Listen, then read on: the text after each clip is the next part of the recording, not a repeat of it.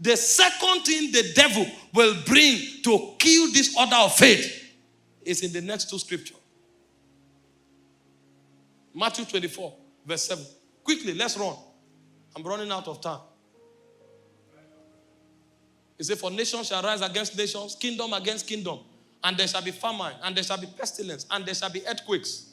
Go further. It says, all these things, they are the beginning of sorrows. Sorrow is coming.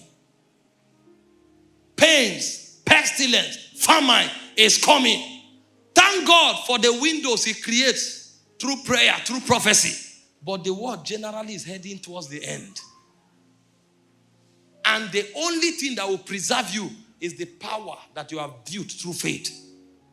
It says rumors of war, pestilence, famine, sorrow of all sorts. And the devil will deliberately orchestrate this to create the second system that weakens faith. It's called fear.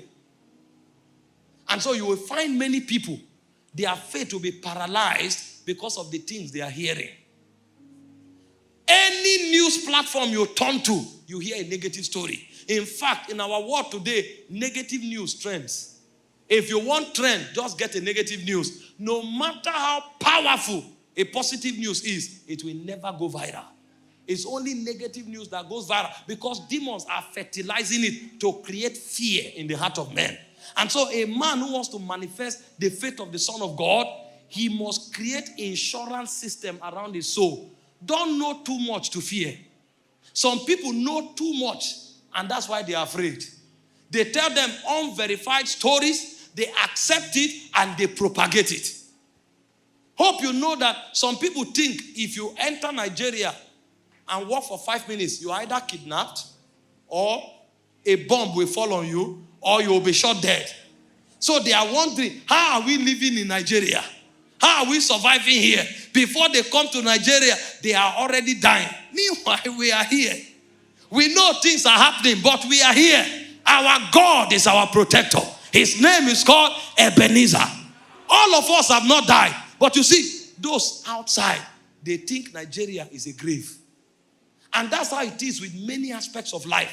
The devil will create structures to paralyze people. And it's in everything. Ask most people who are in school today. They already know that when they graduate, the first 6 years, there will be no job. They already know. So they are not even trying to exercise their faith. They know. Then what is the place of divine speed? What is the place of divine favor? What is the place of time and chance happening to them all? But if you adopt fear, you paralyze your faith. If you adopt fear, you weaken the potential of your faith. So a man who wants to manifest the faith of the Son of God must know what to do to remove fear from his life. Remove fear. And the quickest way to remove fear is not to expose yourself to negative news. Expose yourself to the good news, which is the gospel of Jesus Christ. If you saturate yourself with the word, even if there is problem, you will tell yourself, my story is different. When I come there, the protocols will change. Ask those who are making impact. That's their mentality. Where do you think you will go to and there will be no opposition? The reason you will go and succeed is because you refuse fear from paralyzing you. Ask those who are in business today, they will tell you. They will tell you thousands of people who tried and failed.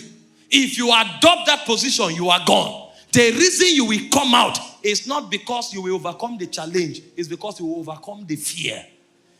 They tell you, of the 10 people that had cancer, 9 of them died though. And the moment they came to stage 2, it was over. It's not true. It's not true. It's not everybody who had cancer died. There were many who defeated cancer. There were many who came out of it. So you will not overcome cancer until you overcome fear. And what the devil will do is to paralyze you with fear. And so the reason a generation cannot manifest the faith of the Son of God is because they have allowed fear to inundate them.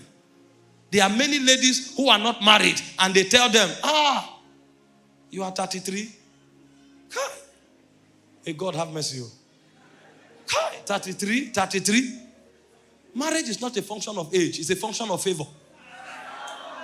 It has nothing to do with age. It has everything to do with favor. Some people have the best marriages at 37. Some at 38. Some at 40. But if you allow fear enter you, you will be shocked that you will move from 32 to 33 to 34 to 35 to 36, and you will die of depression. You may even commit suicide. I'm not saying you should marry late, but what I'm saying is, wherever you are, when God comes for you, it can be glorious. Never allow fear dominate you. It's a strategy of the devil to stop a generation from walking in faith. What do you call a testimony? A testimony is not what you got easy. A testimony is a challenge you overcame. And so many people you see testifying every day, they are testifying every day because they are fighting battles every day. It's because they are overcoming. That's why they are having testimonies. And the reason they are overcoming is because they made up their mind that they are more than conquerors. They made up their mind that they will not die in that pit. They made up their mind for themselves. Their own story is different. That's how they came out. If you allow fear, you will immobilize the forces of faith. So if you arise to the ability of God in you, you must understand the protocol that works it.